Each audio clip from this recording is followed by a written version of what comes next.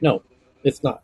It's Oh, LinkedIn and YouTube and something else. I totally forget. Anyway, the top story is from CNN. It says Twitter stopped enforcing its long-standing COVID-19 harmful misinformation policy on November 23rd. More than 11,000 accounts were suspended under the rules. Twitter said it will no longer enforce its long-standing COVID misinformation policy. Okay. Next up, the platformer, which is Casey, says he has sources that Twitter begins reinstating about 62,000 accounts with more than 10,000 followers after Elon Musk's poll on general amnesty. One account has over 5 million followers. Yeah, well, okay. So it's happening. Washington Post says they've done analysis. High-profile Republican members of Congress saw an uptick in Twitter followers in the first few weeks of Musk's reign, while Democrats lost followers. And next, Elon Musk says Apple threatened to withhold Twitter from the Apple App Store, but "quote unquote" won't tell us why, and calls out Apple's lower Twitter ad spend and alleged censorship. So Apple has cut back on its Twitter advertising, according to Twitter CEO Elon Musk. Actually, I saw the tweet. I recall he said they just cut it completely.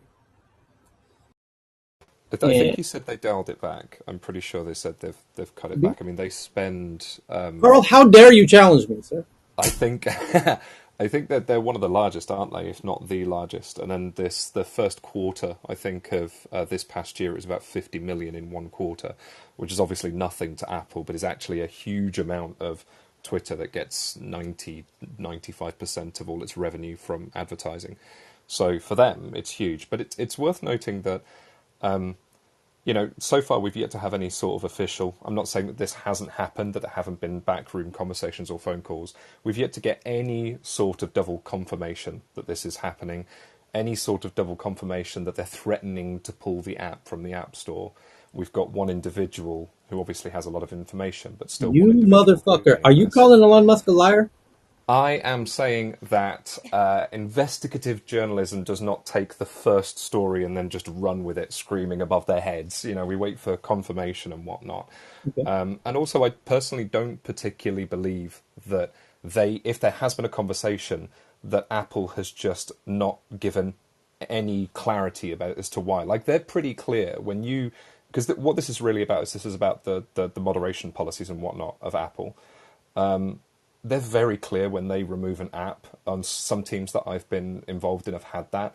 They are very clear, very quickly, very concise in their language, exactly what happened, exactly what you need to fix, exactly what the problems are. Because ultimately they do want you back on the platform. So I don't particularly believe that it's this hand wavy, vague mystery that nobody knows what's going on. So So, the I last, I think basically just said that you're saying Musk is a liar. That's what I got from that. so here's the interesting part, and I was talking to Jennifer about this before. So Elon Musk hired GeoHot, aka George Hotz, the guy who is notorious for writing all the jailbreaks for Apple. So I'm gonna kind of be curious to see where this goes. okay, so Washington Post but on Vic, yes. Tyler, I think is that an echo? This could also be just a coincidence. Remember, Apple announced headcount cut, and also their iPhone 14 cannot keep up with the supply cannot keep up with the demand, right? So at the moment they have to cut costs, so reducing the budget is very natural. That's So a it just that's a happened. that's a It just happened that coincidentally, Elon is very hungry for advertisement money, so It's he just unlikely have to simply stick to that. because Apple is one of the main customers of OMG Marketing Group, who serve like PepsiCo and stuff, and they put out an advisory regarding that basically their clients should pull back on marketing for Twitter until everything is sort of like leveled out and balanced out and all this thing with the verification. Yeah, So they're not the only customers of OMG Marketing who have done this, and it really does just look like yeah, and I it's a still war think zone it's at the moment. coincidental.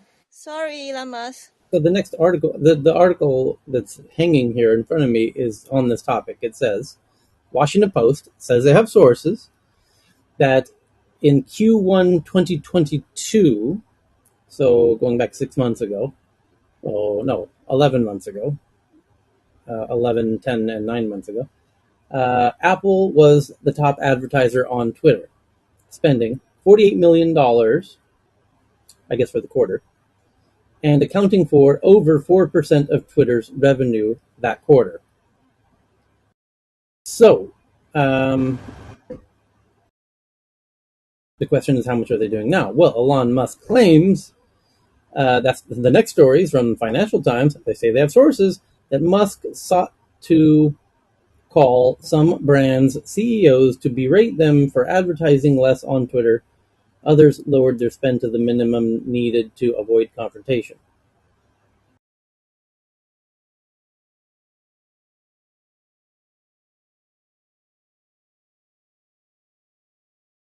Doesn't anyone try to check whether any of this advertising actually works and adjust their spend according to that? Well, there's Yeah, another I but point. mean, anybody spending, that's a yeah, rhetorical question. Well, hang on. I really like Cheryl's point about Apple can't meet demand at the moment. So, yeah, why not cut back advertising if you can't produce the widgets that people are trying to buy? If your widgets are backed up, it doesn't make sense to drive up more demand. So, but Well, but it's a holiday season, you know. Q4 is really a big season for ad spend. It's the biggest. how? Yes, tradition, obviously, historically, yes. However, we have done multiple stories on how tech advertising on Snapchat, Facebook, Twitter, you name it, is likely to fall very notably at the moment. We've read those articles. Going back, I don't know, a month ago, 6 weeks ago, and they seem to, that topic, we circled around that drain a few times in the past few weeks. And so that has to be taken into account, that the digital advertising market was going to significantly dry up momentarily, or for how long, it's hard to guess, but it's not necessarily personal to Twitter. What would be interesting is to see, did Apple also cut their spending on other digital platforms like Snapchat and Instagram or what have you? And then you could make a stronger case for whether or not, what's really driving this. it don't get me wrong. Somebody messaged me, and I think maybe my point came across as me protecting Apple or defending Apple. I'm not. They are a bunch of monopolizing bastards, and the App Store, they wield it like a hammer, smashing anybody in that disagrees with them into dust. So it really does look Oh like yeah, this that. is the battle of the Yeah, bastards. yeah, exactly, yeah, exactly. Everybody's a dick.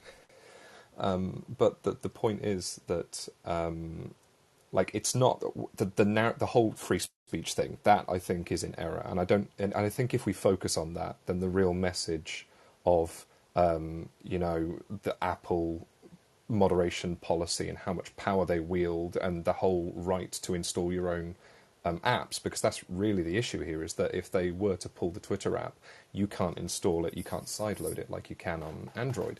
So it's On a what? very walled garden. That's the real conversation. The whole Okay, free speech thing is bollocks. well, maybe not.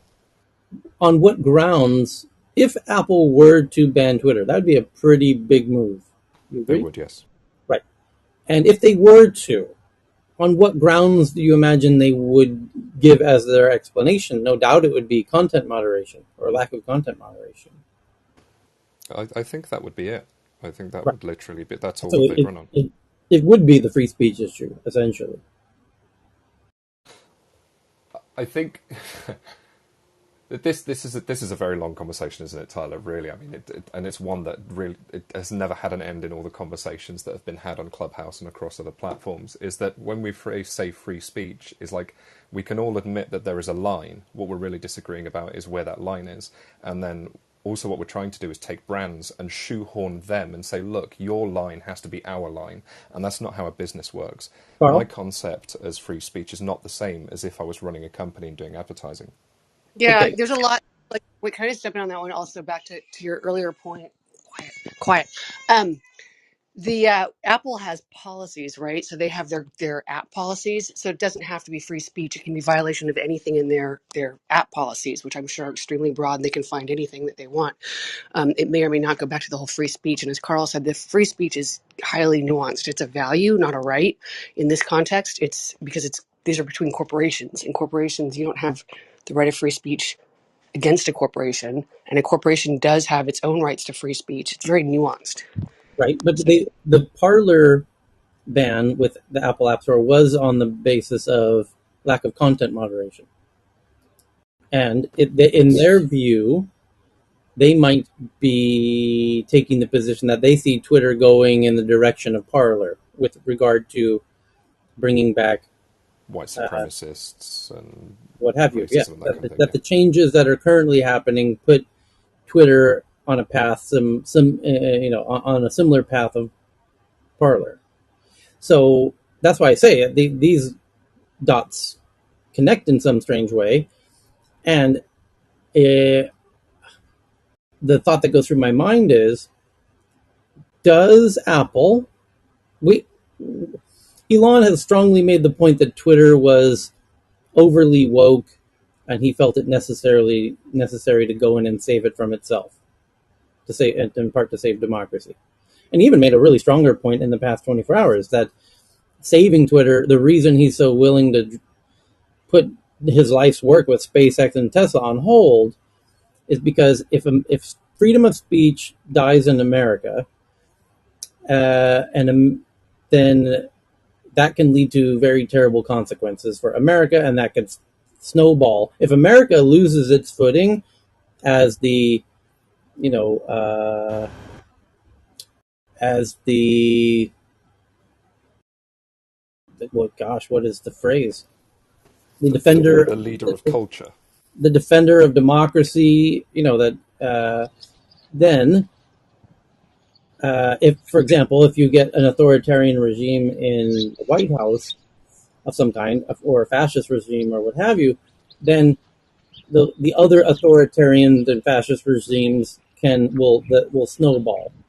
That essentially the U.S. is the one holding back the current authoritarian regimes. And I don't disagree. You've heard me say my own views on what I think is going on in Russia and Ukraine and China, and I even said these things were going to happen in those places, and they're now happening in those places, notably Iran and Russia and China. So um, I think the U.S. does do lots of stuff that a lot of people are unawares of, although tech newsers, I think, are more aware, that to stop authoritarian regimes. And if the U.S. itself is no longer able to play that role, watch out. Elon did that tweet in the past 24 hours. Somebody can find it and but read it. I guess just some additional points on this one, which is disinformation and misinformation campaigns are the biggest threat to our democracy. And so he's allowing, and I think what you said at the top of the show is that he's stopping the false COVID information moderation, etc. So he's allowing disinformation, and that's not promoting healthy free speech. That's actually allowing disinformation, which is a huge threat to our democracy. Well, here's Can I I also add something, Tyler? I just feel like Elon Musk has a very on this issue, very like almost, well, unrealistic, but like very black and white way of seeing things. Like it's either all or nothing. And I think when it comes to, especially when it comes to social media, my number one problem with him in general on Twitter, because I think he's a genius when it comes to many other things, right? But that definitely not when it comes to people. And just like Jennifer said, that it's how do I say this in English? Well, the number one problem that I see, for example, when I live stream and or on social media in general every day, is the fact that the misinformation and disinformation spreads so far so fast in it really, really has a huge damage on people. I mean, I've seen even here in Sweden, I've seen like just the last 5 years a big difference in, and I think all of it basically comes from social media and people also not understanding how the technology and how it works. But he's not making it any better by basically just letting everything roam free. Can I can I I, uh, I'm not can I I'm add to not that? sure. Like I think we have a feeling that this is a new problem. I just wanted to point out one very crucial event that kind of started American Revolution was to claiming that there was a massacre in Boston, which was really not a massacre at all. I think a kid got shot. I was just in Boston with my kids doing that trail. Yeah, if, So if it's not a um, new thing, and I think there can never be just truth if you have free speech.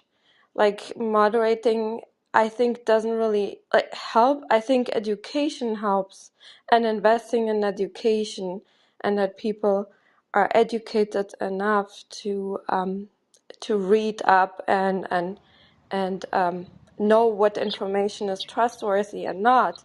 And I think that's the big problem. And actually, in the generation that this works the best, US education was probably not at its prime, and I think it has been maybe not at the level we want to, but it has been, I think, improving. And I think, it's not a simple problem with a simple solution, but I don't see another like solving it in another way than investing in education and life ongoing education, not just when they are little. Thanks.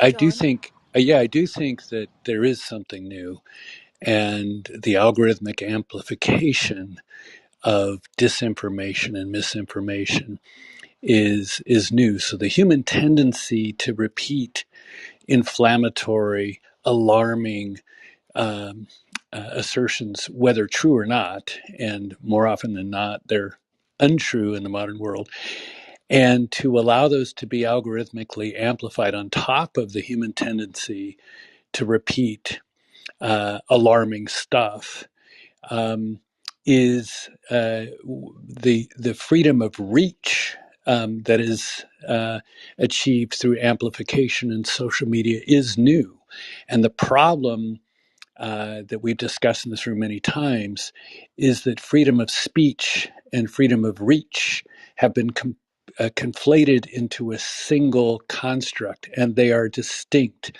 and they need to be distinguished.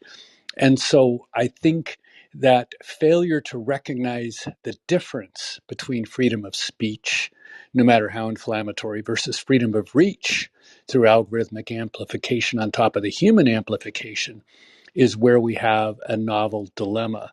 And I think to the extent that Twitter and other social media forums can uh, use discretion about how they differentiate those two aspects, freedom of speech and freedom of reach, is the dilemma that we're facing that is in fact quite novel in the history of human communication.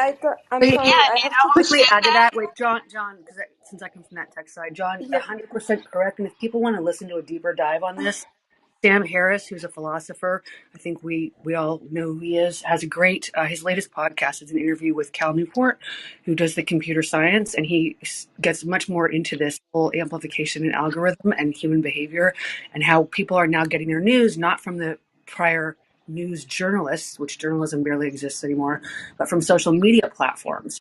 So that's a Could whole. you post a I'm link? sorry, Could you this is post a very link to that distorted podcast? view I'm because sorry, back Yeah, in I John. will. time I'm One gonna. there I'll second. were put it in the room chat, John. Thank you I'm so sorry, much. back in time there were only a few news outlets, and even before that, there was only the church or some Good king that morning. was allowed to send a message out. I mean, if you go and look at the witch trials in Salem, for example, there was only one real family that was allowed to put information out there, and whatever they said was the truth for that community. And then everyone had this massive stereotype of behavior to kind of accommodate to that leading family. And just imagine how life was back in time. Also with privacy. Where did you have privacy in small villages where most of human population used to live? It was the church that got the message out there in a very coordinated and way, and it was a few leading families.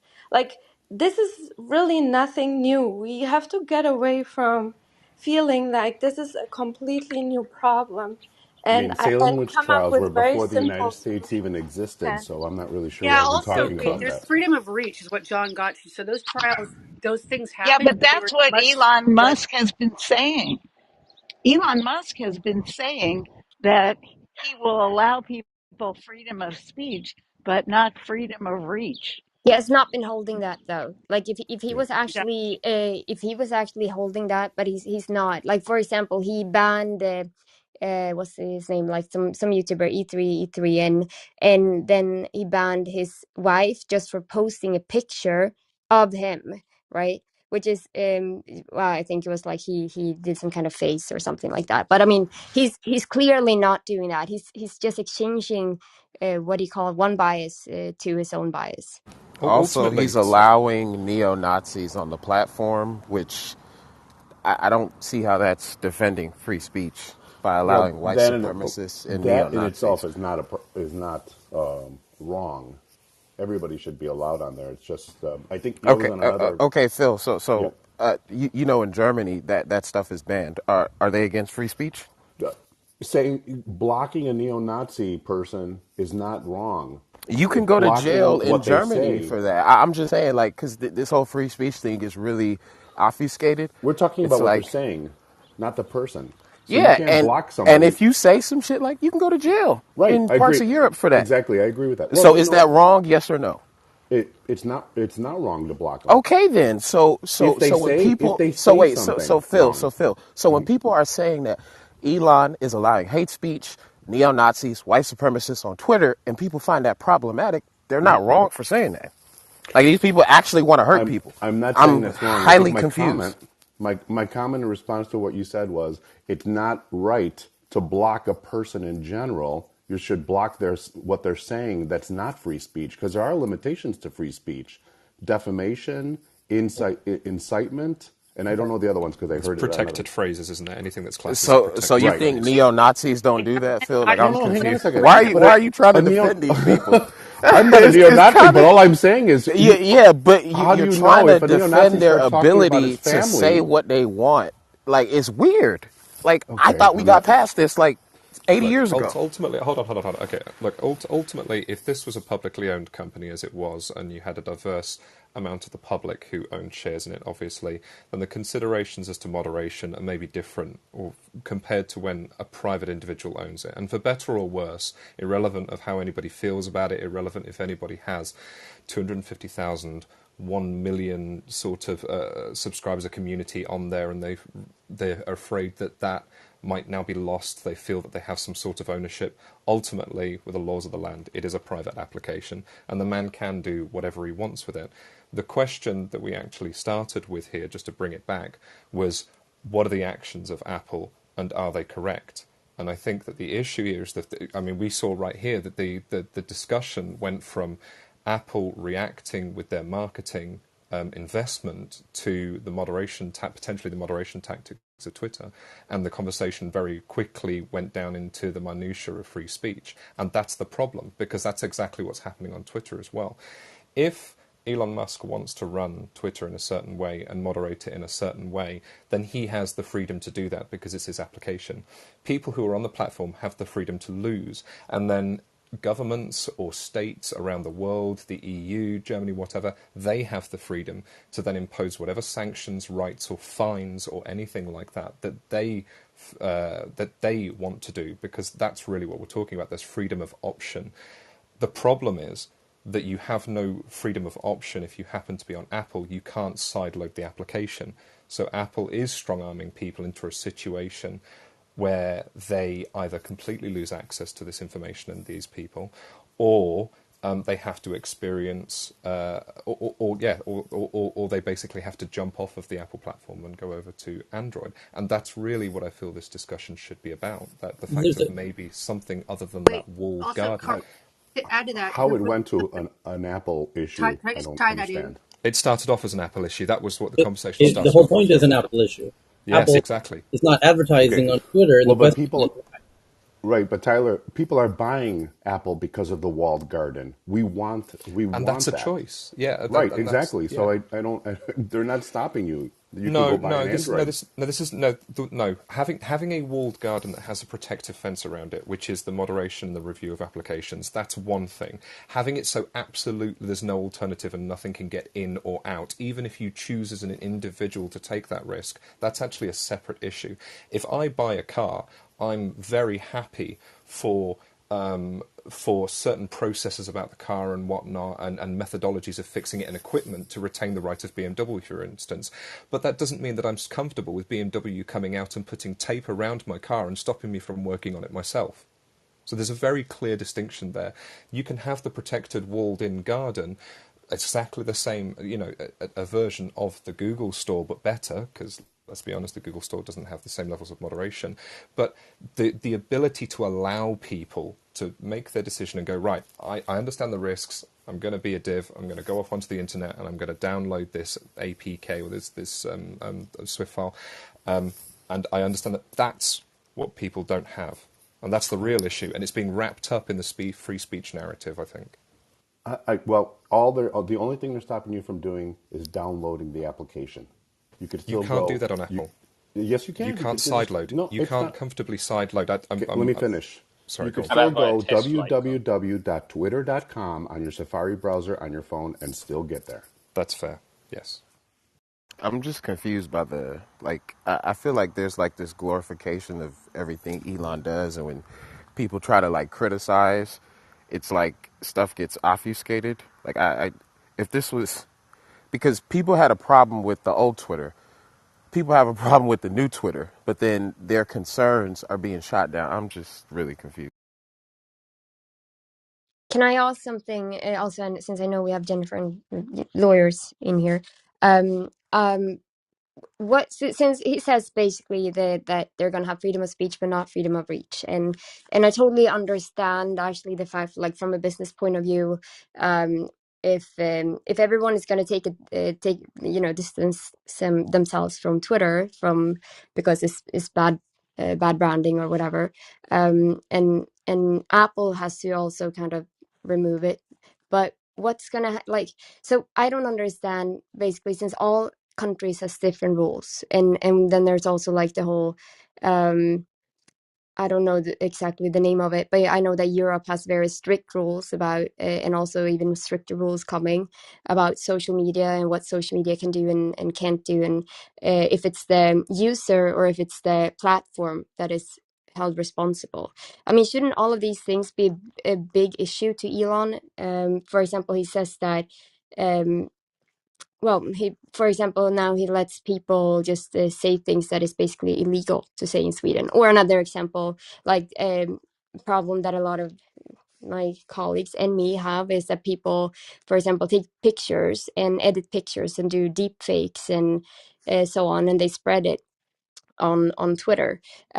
Before those things were removed, I mean, it was not easy, but I could basically report, and they were taken off the platform.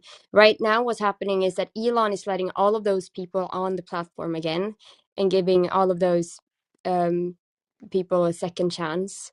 And that is like illegal in Sweden. Yet he says that illegal content is not going to be on there. So You all raise a really countries has good point different Wait, there, rules. can I also Sleeveless. circle back? Wait, Carl, can I just circle back on a couple of your points there? Which is that if free Sure. speech again is a right towards the government, the absolute right. You're talking about the values, as you said, and we keep going down that path.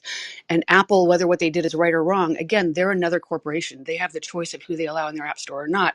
Whether it's you could argue antitrust issues because they have so much of the market. That would be the argument, not that they have to allow Twitter on for free speech rights. But Bingo. and they're using this whole moderation issue.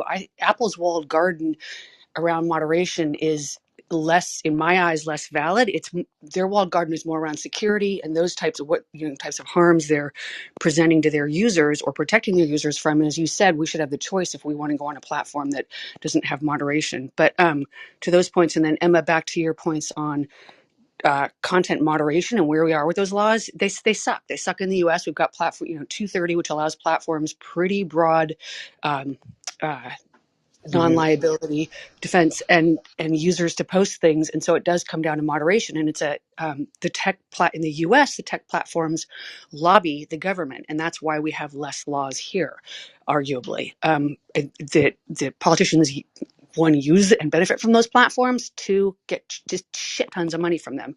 That's less so in the Europe, and they argue that that's these aren't based. I think this is from yesterday's room, Tyler, where you said they're not based in Europe, and so Europe is less likely to give them that free reign. Europe doesn't get the lobbying dollars from them. So, and as you pointed out, Emma, they've got GDPR and the privacy controls, and I think they have the algorithmic stuff coming sooner, but it's not here yet. So that would be the moderation. But yeah, this all needs an overhaul. So There's a really good point there about the regional moderation and whatnot, and maybe Tyler, you can sort of take control of the room again and speak of this. Like, what does happen when? I mean, So how about obviously the rules in the US, but then you have like Germany. You have different rules in Germany. You have different rules in Sweden. You have very different rules over in China and in India and whatnot. And what happens when all of them start saying, "Hey, we want you to kowtow to our regional rules"? What's going to happen? wait, Well, even worse than that, Texas has different rules now than the rest of the U.S., right? they have they have to they have to I mean, in Singapore, it's obvious that they have to follow rules, right? right? What? Just However, briefly, hold, Tyler. hold, hold on, Ben. Yeah. So check this out. Here, put this tinfoil hat on for a second. So Airbnb has been trying to do business in cities and countries all over the world, and many of those countries were trying to stop it for a very long time. And they really didn't like it, and they were telling Airbnb, "Get out of our area." The same could be said of Uber, actually. And then, Exactly. and then Airbnb said, "How about this? How about we start telling you all the day? We build you a dashboard so you can see every individual and their bank accounts and how much we're sending to their bank accounts, and we'll even collect the tax on your behalf. How's about a check for $10 million sound right now? And how about we send it to you every month? Are you sure you want to shut us down?" Yeah. And now, next thing you know, governments love Airbnb. Yep. And that's all going on behind the scenes, and the users know nothing about it. Yes. And in Now, Japan, if you have no license number, you cannot even host it on Airbnb. now, You- imagine a similar scenario with Twitter, where governments used to take a previous stance of stop it, shut it down, shut it down, shut it down. This person saying something I don't like, shut it down. And what if Elon says something similar to what Airbnb said, which is, how about this?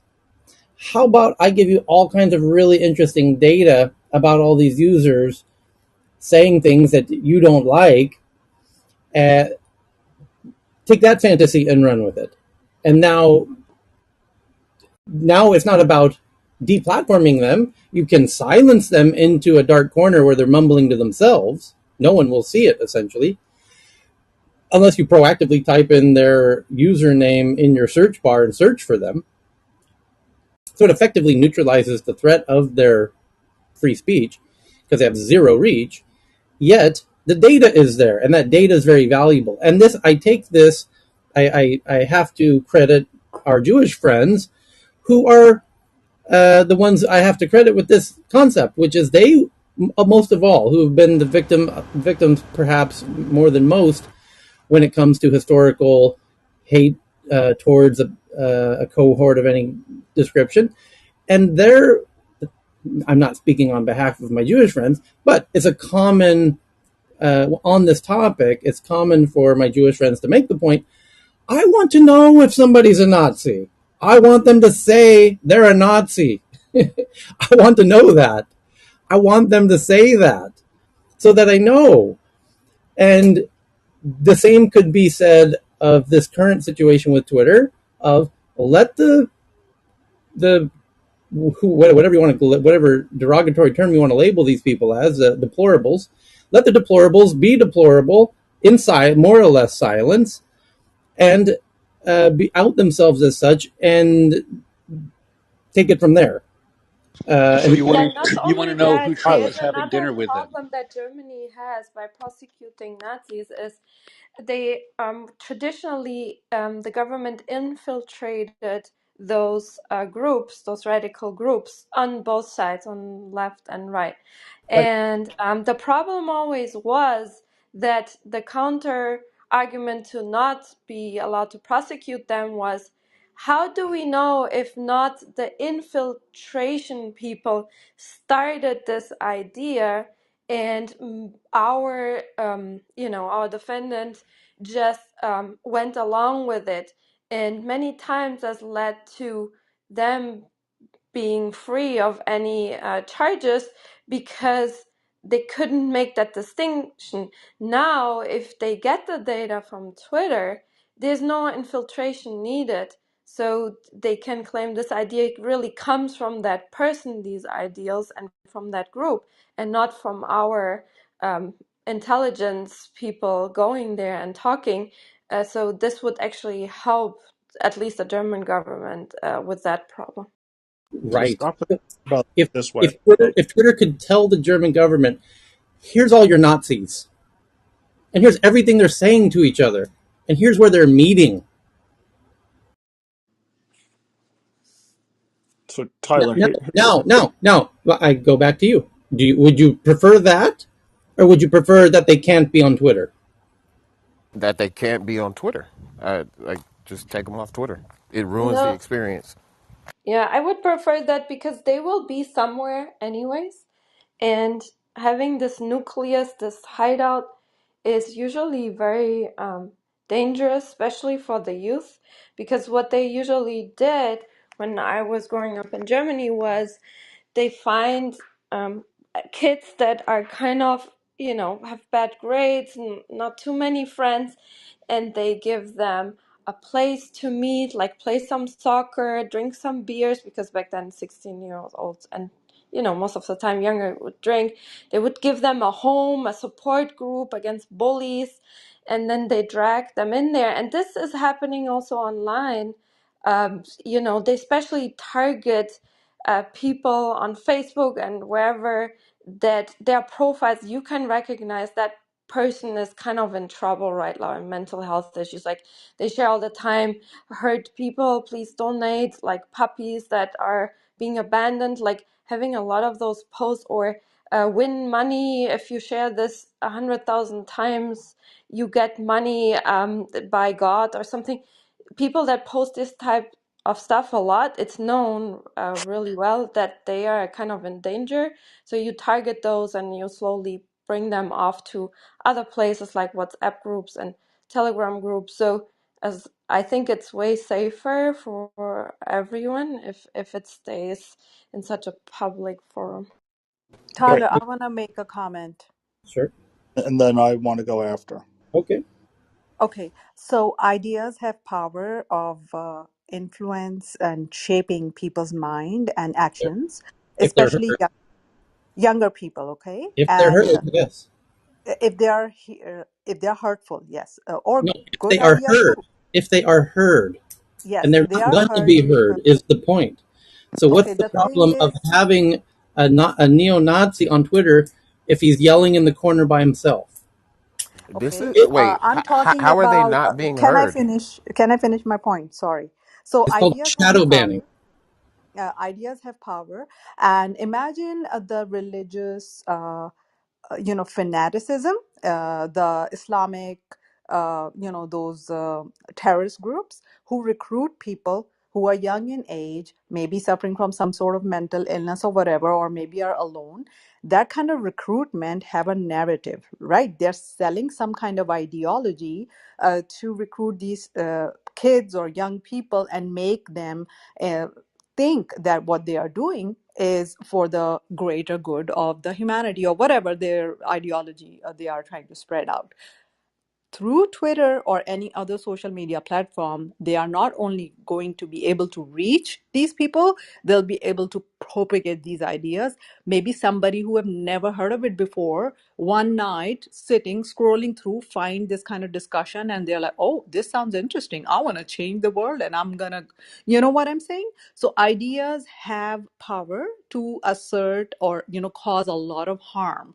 It's a psychological warfare. That's the era we are in, and the psychological warfare is propagated through words and ideas on the social media. That's why it's very important to curb or stop these ideas from spreading. And you can see this kind of mindset spreading out in certain regions who do not regulate this kind of speech. So harm is done.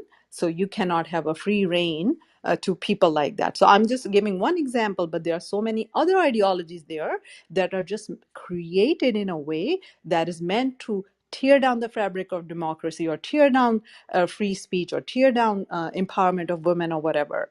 Then, So we need to be careful. Yes, let's but also the leave opposite is TikTok true. out of Actually, 9/11 I think recruitment was in Katerina. Bochum, in the town I grew up in. Yeah, I think Tom wants to speak. Tom, Yeah, Right. Tom. So, Um, and so um, and Katerina, that can we give recruitment Tom a happens chance? anyway. Tom was next. Yes, May, Tom. yeah. may I speak after Tom? Sure. A couple I was going to say is one. You ever think maybe he let them on for the sole purpose of maybe a machine learning algorithm? Number one. Okay.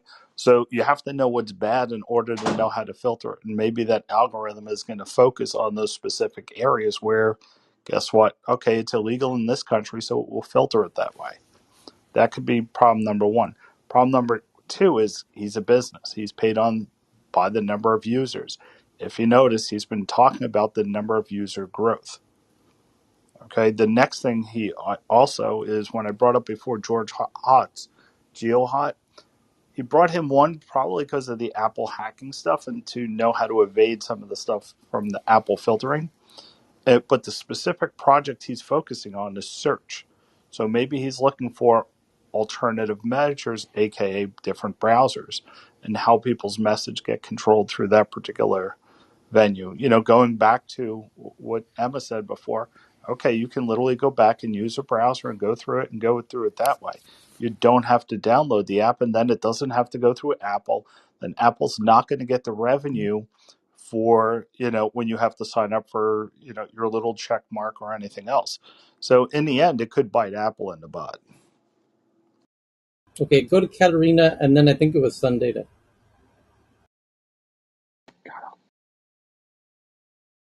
I think Oh, Katerina Kyle. Sorry. already. Oh, Yeah, yeah, go I ahead. have to leave in one minute. I have a room, but yeah, I mean, ideas can change. Like, who decides which ideas are good or bad? I think is a problem, because when leadership changes, your idea can be then the bad one. So you have to think about that. And I don't think, for example, radicalization in a relatively free speech world like the U.S. is worse than, let's say, in France or Italy or Germany right now. I mean, Italy just um, got a very conservative female leader. So I don't think, and it's probably a little bit more regulated than here. So again, I think taking care of our vulnerable people, and especially youth, where I mean the mix of growing up testosterone and finding your way into your social environment and structure is hard if you have a healthy family and resources available. If you don't have that, it's really hard, and you become very vulnerable to be targeted. And this happened since forever. As I said, I grew up in Bochum.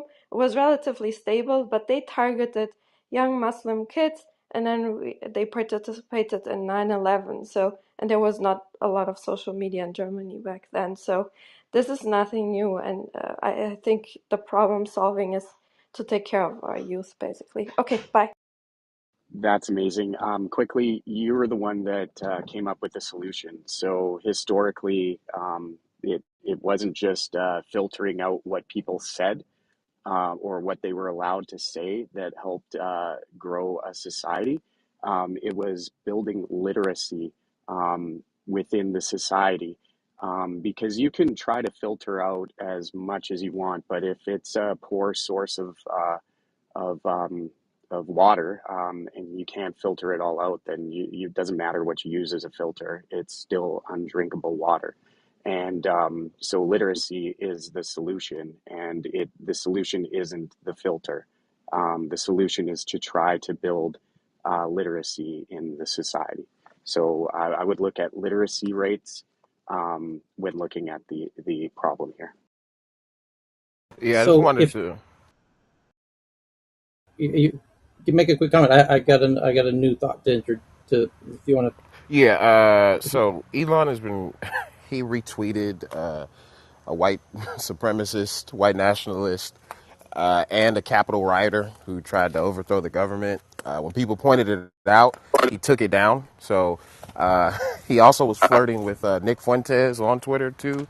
Then he banned him after like a month. So look, all I'll say is I feel like people are kind of really far up Elon's whatever, and I think people need to just like decenter Elon and just realize that some of these ideologies or some of the things we're talking about have consequences on people, and I think it's irresponsible, especially with someone with as much wealth, capital, and power as him, to be like flirting with certain ideologies on a public platform, and then when people call it out, it's like, well, he should just be able to do it.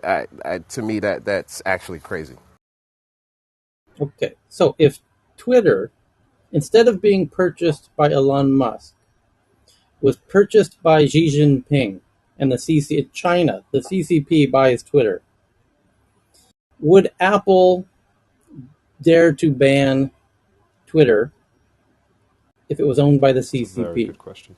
Great question. To quote a certain terrible pirate, I think the difference is what a man can do and what a man can't do. Yeah, it depends on the regulation or what happened later after they buy it. Because right now, even Apple Store, Google Play, they don't ban like WeChat, right? So I don't think Xi Jinping will buy Twitter directly. They will use a proxy company to do this kind of thing. Nor So do they ban TikTok. Mhm. I mean, and isn't China part of the? Precisely. Don't they have part ownership in Twitter? And But I think the point of the question was that Apple's sense of morality would go out the window because of the paycheck Their sense of and morality the is well power. out the window from their manufacturing processes. Well, this is more specifically what moral values specifically are at play here, because TikTok is allowed in the Apple App Store, and to the best of our knowledge, they're not being threatened with. And please correct me if I'm wrong. I've not seen an article that I can recall where TikTok is at risk of losing, being deplatformed from Apple or Google for that matter. Apple is not interested in. Sorry, did I cut you off then, Tyler? Okay, sorry. No, yeah. Well, the follow up point here is then, so if Apple's okay with TikTok, which has three board seats, one of which is the CCP, which is a publicly recorded significant investor.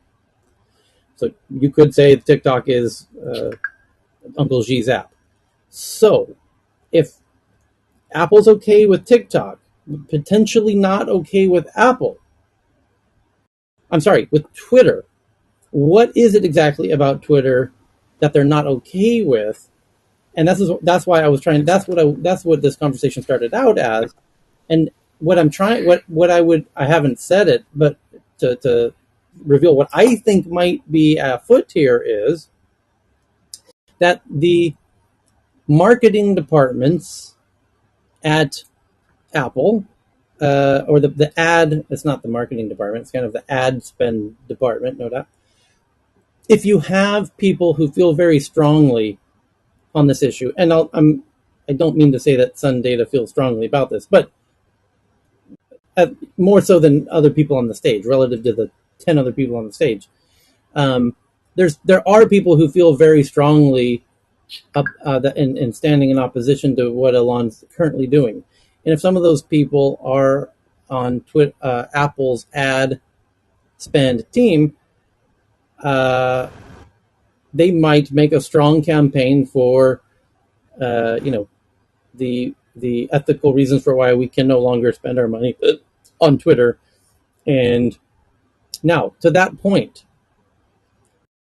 and then I think Phil's next, that Elon did a really interesting tweet that not only has nobody mentioned on stage, strangely, it's not listed at all in the top stories today, which means essentially no journalists of any note covered this tweet, which, if there's any tweet Elon has done in the past many months, this one might be one. And by the way, nearly every tweet he does turns into headline stories. So it's with particular interest that I find that this tweet that I'm about to share isn't being uh, discussed or shared or debated by mainstream media. And where is it exactly? He did the one about Apple threatened to withhold Twitter from this app store, but won't tell us why specifically.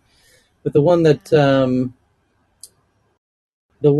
is really interesting is he says he's going to. He says the Twitter files. Here it is. It's from 19 hours ago, since we met last time, when we met 24 hours ago. Here it is. The Twitter files, capital T, capital F, on free speech suppression by Twitter, soon to be published on Twitter itself by probably Mr. Elon Musk.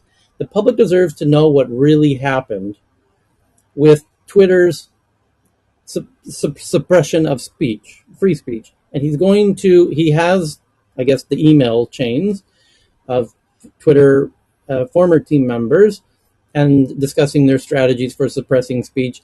And I guess based on the way he's framing this, he feels like he's got something kind of juicy, something kind of scoopy, something kind of hot, right? And he's going to reveal it on Twitter.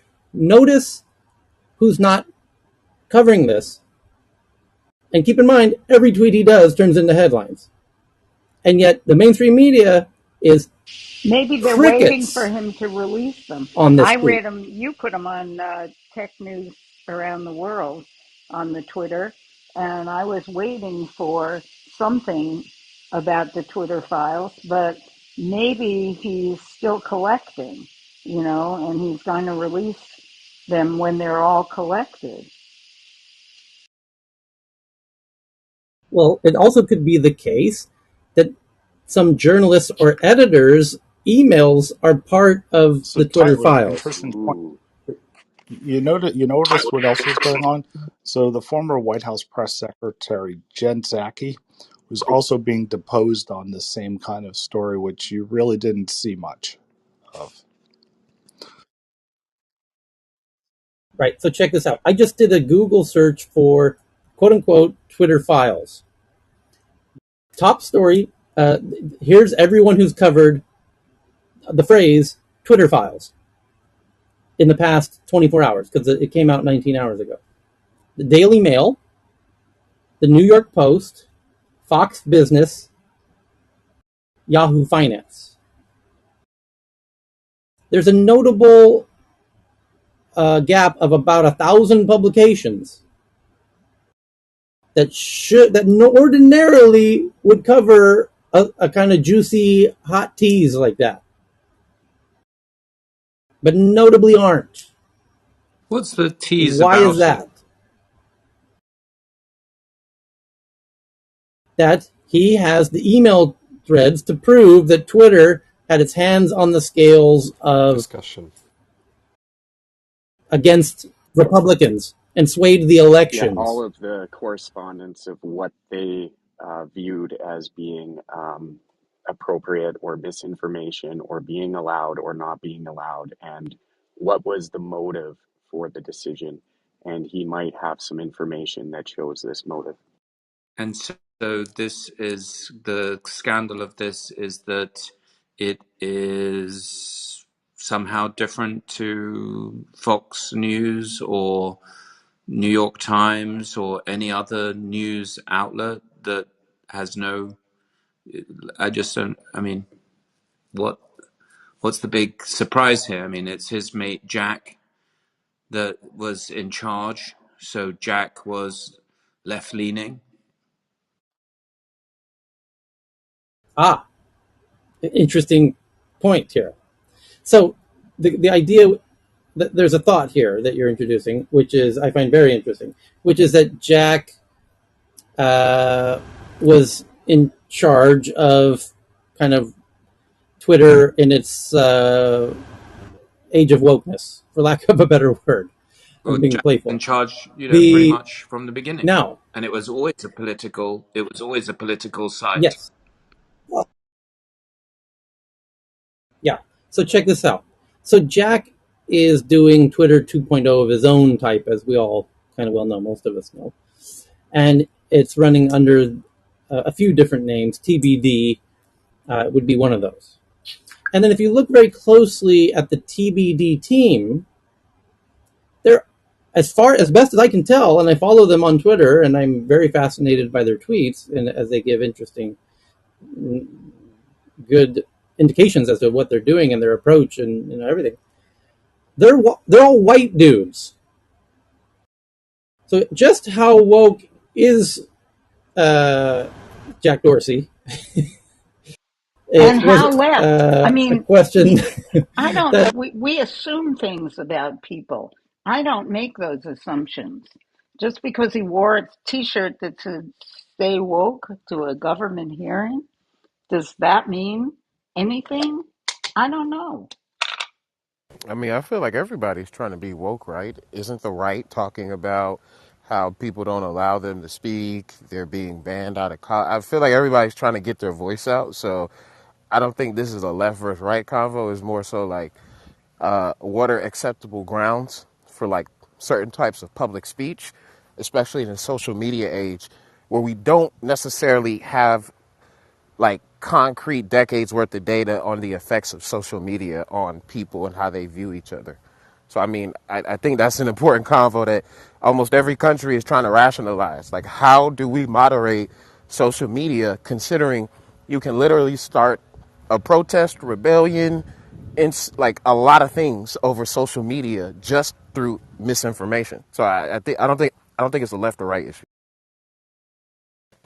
Tyler, what on your thread, what is yeah. going to happen with all of these relationships with the big brands once Elon establishes himself as somebody who is incredibly comfortable leaking and revealing backroom, private, confidential conversations that may or may not need to come out, that are important to us?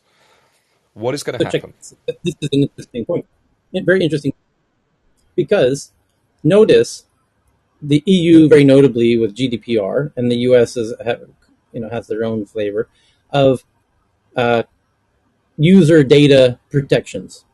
That you as a platform can't share the data with some other platform. And Facebook just got another 500 million euro fine yesterday. It was one of the headlines for breaching this, if I recall correctly. So maybe it was Snapchat or who cares, but governments have strong rules now to protect the data of users and sharing the data of the users to other parties.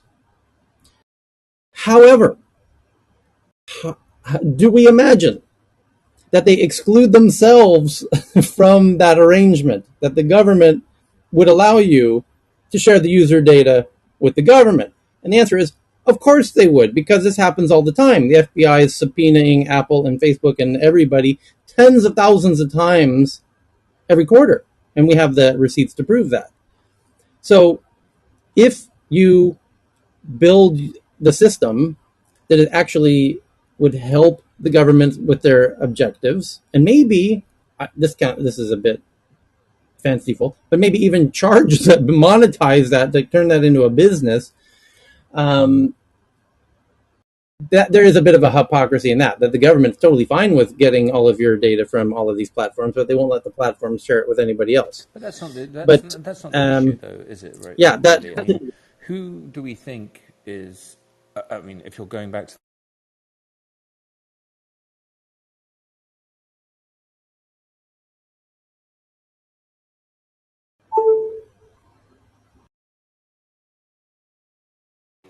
it's the company is now non-existent, non-existent in terms of its previous shareholders, and their job was to make the most money in the interest of their business. And if the interest of their business was to keep right-wing extremists off the site in order that they can get the mainstream advertising community to pay that money, then Yep.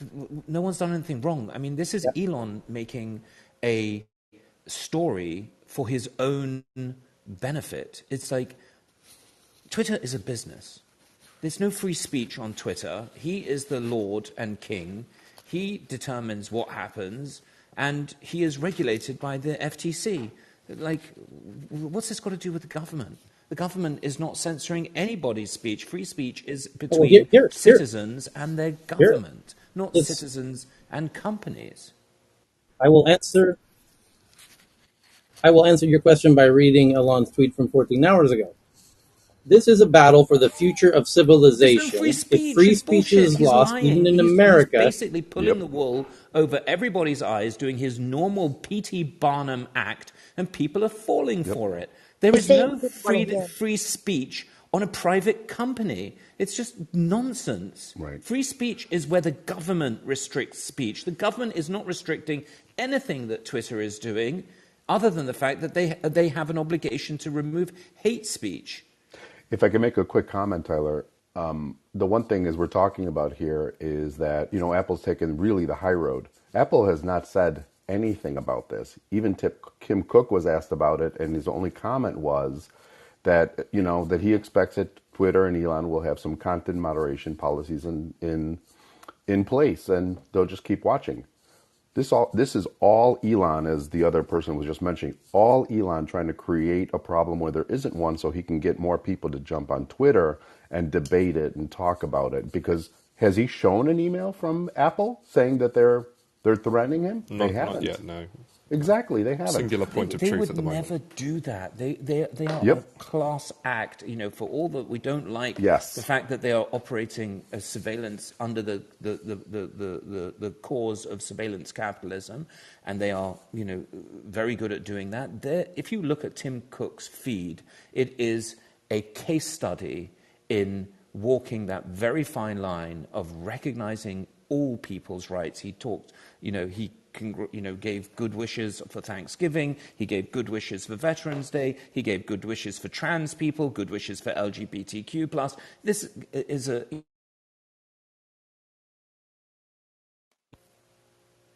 Nicholas, did we lost Sorry, you? I was saying this is a case study in communications, and Elon is doing a case study in meme foolery, where he rallies people to false causes. There is no free speech cause on Twitter at all unless he makes it a public good. If he disclaims all of his ownership of it and he makes everything open source and he completely changes the way that the business runs and basically cannot, in that situation, rely on advertising revenue, then maybe he's got a free speech issue. If this is public infrastructure, then if it was censored, it would be a restriction of speech.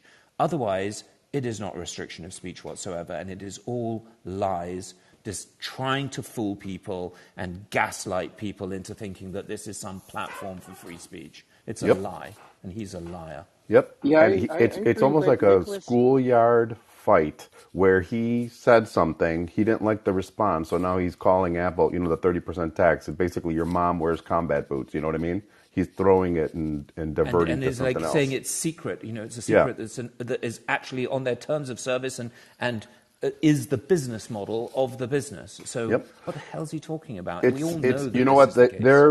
they're very generic. I mean, we've run into this afoul of them at times. I mean, if you guys remember, Parler was taken off for 3 months. All Apple wanted was them to have a public content moderation policy that people could see, and then they put them back on. But we've seen it. You get a copy. They don't send you. It's not some person who sends you an email and says, "Hey, we're thinking of cutting you off." They send you a copy of the rules of service and just tell you, "Look, we think that there might be where you might be diverting or outside of the rules of service. Here's the relevant portion of your contract." That's what they send you. It is so generic and dry, very professional, and they communicate it to you way before they do anything.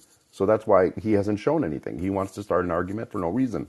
And it's their Yes, I right think his to So free intention speech. is to try to lure Tim Cook to talk to him over Twitter to prove his point that Twitter is a place to go for information now. That's Yep. luring somebody into your own fighting ring.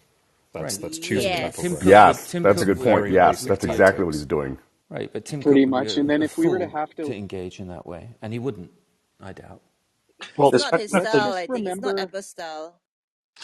let's everybody just forgets remember about what the Apple did telephone. with the airdrops in China as well. So then, like, consider that with what's being said as well in this competition for wokeism between these two. There's, Also, let's not forget about the Tesla phone. Okay, That's the a good point. advantage he'll have over the Tesla phone is maybe he'll have a longer life battery. He'll have his own comms network. He could probably even make it more cost effective than Apple. He could probably even make it more secure than Apple. So I'd don't take for that bet. I don't think he'd anywhere I would close to also doing take that. that there's bet. no way he's making I don't know that why you would phone. trust him with that. It would be far easier for Twitter to migrate over into a social network than it would to try and spin up an entire manufacturing industry around phones and then be But the he was saying largest Tesla. He monopoly. was saying that the Tesla phone way before he even thought about buying Twitter. Yeah, because But that doesn't ultimately mean that there's a it's a market piece of viability. hardware that that makes sense for him to want to be in. He understands the business model, but he'd have to replicate the business model yet again. Like there is no Exactly. getting away from it. There's either a state, and it's a surveillance state, and that's what we were talking about with Apple and airdrops. And if you want to do business in China, they've got leverage over you. So you have to do what they want to do at the end of the day, right? Which is why Jack Ma is in Japan currently. So you've got the surveillance state, you've got surveillance capitalists, all of which are the large technocracy, as we know, or you have self-sovereignty. The Tesla phone isn't self-sovereignty. That's not the third option. He falls into the surveillance capitalism bucket with a lot of leverage over him from international powers because of his other businesses, which is why, if he's so keen on free speech, why isn't he keen on free speech for other people? Why isn't he not supporting anybody else's rights to free speech in other nations? Yeah, and I just wanted to say, I think it's interesting because, from my understanding of this Twitter situation, Elon was trying to pull out of the Twitter deal uh, because he was highly skeptical about Twitter's business practices. So for me to think that this is really about free speech, I honestly think Elon just memed himself into buying Twitter, and now he's dealing with like, I owe $44 billion plus interest. How do I fix this? And he doesn't really know what he's doing, and it's showing. And I just feel like all this free speech stuff is just a way for him to just garner support with like a certain group of people. But I don't think this has anything to do with free speech at all. I No, just I, think I it's I just, actually think that he's on the right track. It's just that he doesn't believe it. He just doesn't believe it in reality. Free speech is a noble idea, and if it was free open source software and it was publicly owned, it would be a free speech matter. But but it isn't, and it's not going to be. That's the issue. I don't think that he, yes. Do I think he overpaid? Yes. Do I think that he painted himself into a corner? Yes. But do I think he's at all foolish? No, I think he has got the capital, he's got the cult, and he's got the cunning in order to bring off what he wants to do, which is to be the American WeChat. Well, the American WeChat will be a surveillance capitalist, third-party doctrine, privacy-breaking application, which he has got no problem doing. But he's going to do it pretending that it's in the service of free speech. So I think he's doing the right thing in terms of wanting to build X.com, which is supposed to be the American WeChat. It's just not going to be privacy preserving, and it's not going to be of, by, and for the people. It's going to be subsidized by some basis of selling your profile data to advertisers. That's the facts. Is he destroying the existing model? Seems like he is, but he's no fool, and he is doing the right thing. You would want to own Okay, so WeChat if you could. but is the implication that Elon bought Twitter to He did make it for more money? power. At the end of the day, let's understand, as we've been saying for the longest time since been having these conversations the last 2+ years, right?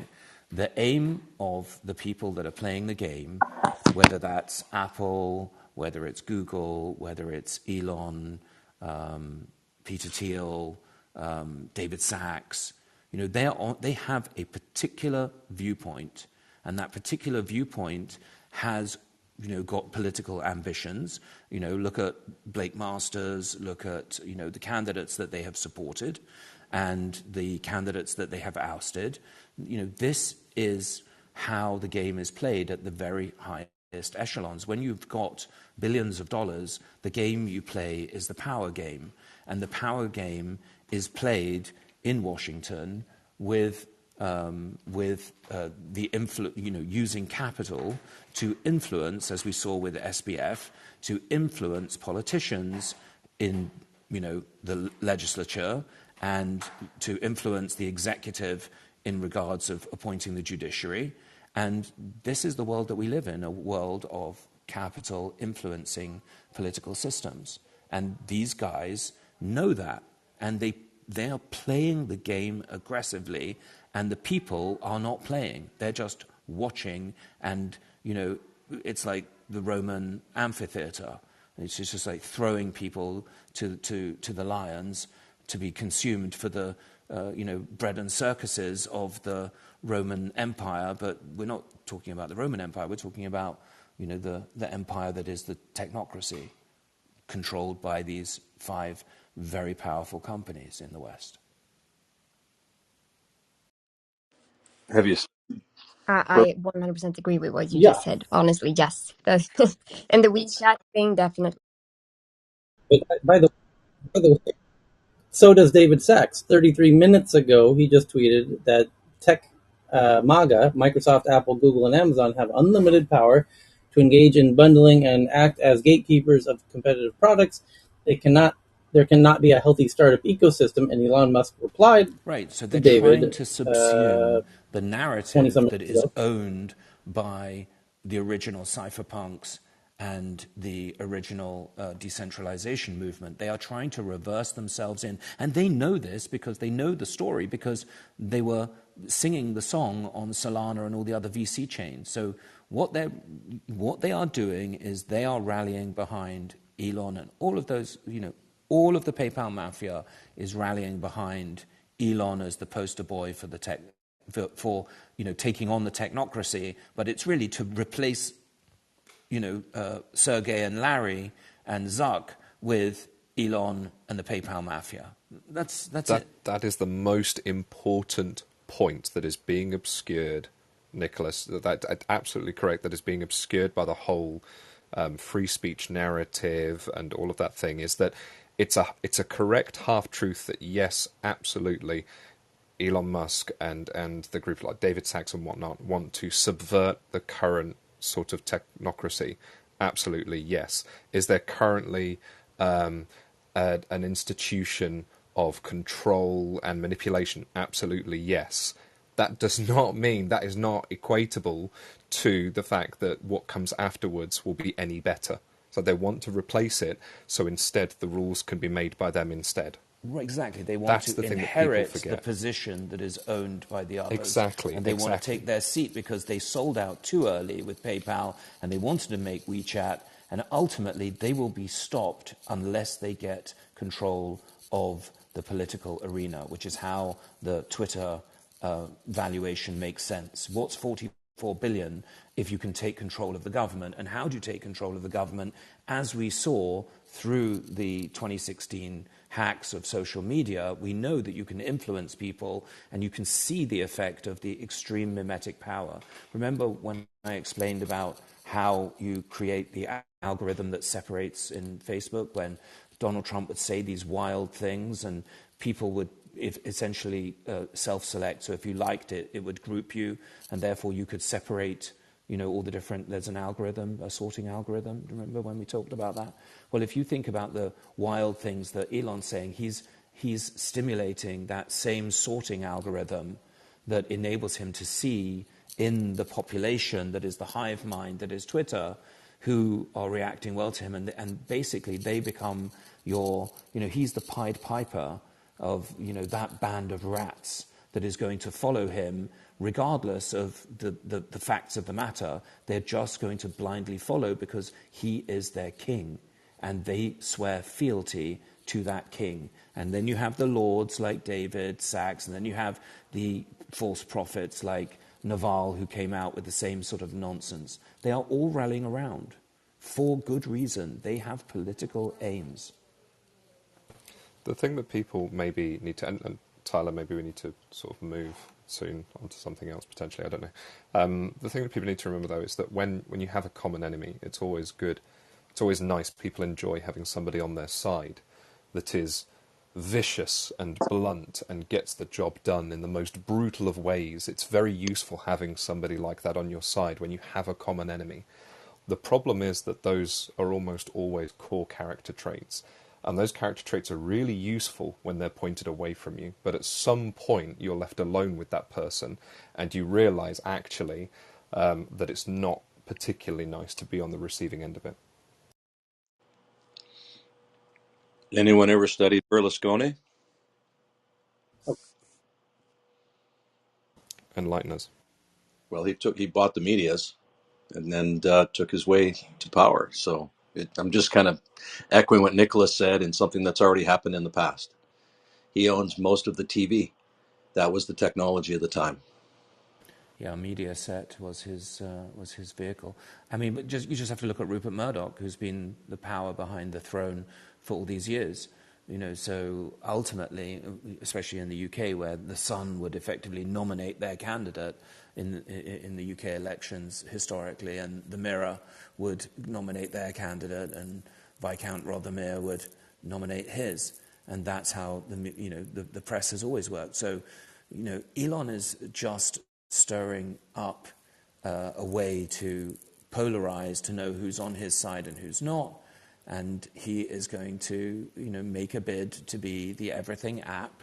And he's going to try and do what Zuckerberg failed to do with DM and Novi and Libra. And he's going to try and bring the financial aspect to the network via the verification tool, which is the payments rail that he needs. So, this is absolutely everything that we said he was going to do, or that was likely that he would do if he took control. He's just manipulating the audience with highly mimetic, highly stimulating, contentious stimulation, basically memery. So the medium is the message. As Marshall McLuhan said, the Yeah, medium is Marshall, the that, message, and as Sam Wanamaker said, 50% of advertising works. You just don't know which 50%. He is going to find out which 50% very quickly. so next big topic is, Ben, are you doing a room in 5 minutes?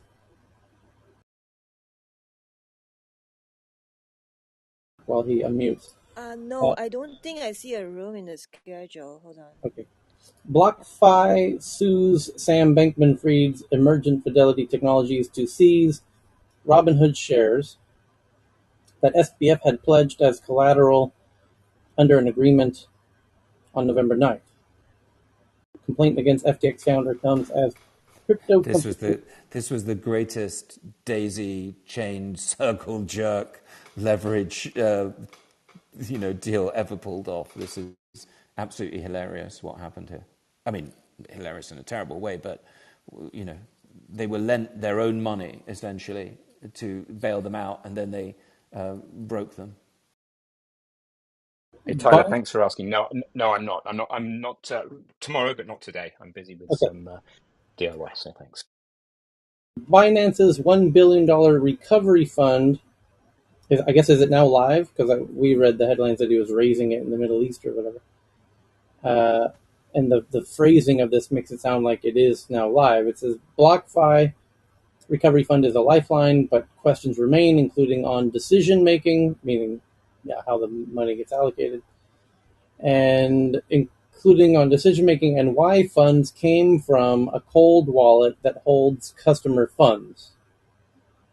Something very, very dodgy going on around there. Isn't there somebody, was it Genesis or whatever, that's already requested money from the fund? Who was it that was trying to buy Genesis? Was it Binance? I think it was, yeah. But I think Genesis has stated that they won't declare bankruptcy, but I I guess think now it's they're the first TCG. ones already asking Binance if they can get access to 500 million from this new fund. It's not Genesis even set up yet. wasn't it Genesis just like a week or two ago that was saying that it was telling previous investors that if we don't manage to raise $1 billion or $2 billion, that everyone could lose everything. They're Yeah. all fundamentally linked to each other in a giant Ponzi insider trading game that will come out in the fullness of time, I'm sure. But they're all fundamentally overlevered and linked because they've borrowed against collateral, and that collateral has been decimated. So the point of the BlockFi article was to evidence the fact that they loaned money. So SBF pledged the Robinhood shares that he bought in order to get into the stock business to borrow money against, and then subsequently has now defaulted on that loan, obviously. So it's just a giant circle. And the question is Sure. how, yeah, and how far will the contagion go? Well, Binance has contributed, to my understanding, $1 billion of their own money to this recovery fund, which is the antithesis of decentralization, having a central bank, the one thing that everyone was railing against central banking and, propping up all of the other banks. But what is Binance doing but propping up the other banks? And what have they done? They have over levered against positions, believing that there was stability in prices when those prices were created by the excess liquidity that they had collateralized. So this is a giant air releasing process, which hopefully gets people to realize that it's not about replacing the dollar or railing against the system. It's about bringing new technology that enables a decentralized banking system rather than a derivative financial system, which is what they have created to this point, has been as Warren Buffett referred to them, as weapons of mass destruction. The crypto business, as it is currently created around the Ethereum virtual machine, DeFi, ICOs, NFTs, is really an expression of over-levered derivatives, and it will have to be reset in order for people to benefit from the technology. So two more related headlines. New York Times says internal documents at FTX detail SBF's desperate attempts to cling on to power, convinced he could save FTX. SBF claims numerous parties were willing to invest. And Wall Street Journal says FTX's collapse was exacerbated by centralization. FTX being a decentralized exchange based on smart contracts could have prevented SBF draining customer funds. Look, he Yeah, was running a scheme that, even if he didn't think it was a Ponzi scheme, when you've created value by enabling your exchange to have a token that is you're using as collateral, but you're supporting the value through your trading, you are essentially running a Ponzi scheme. And yes, he's right. If he could have brought in more liquidity, he could have kept it all going. Well, the same applied to Madoff. If he could have exactly. kept on providing liquidity to people who wanted money out of the system, it could have carried on. The question is, how big does that get? And are you too big to fail? Unfortunately, he found out. Wired says they have sources that Twitter has one staffer left on a team dedicated to removing CSAM, child abuse imagery for short, after layoffs, despite Elon Musk saying removing child exploitation is priority number one.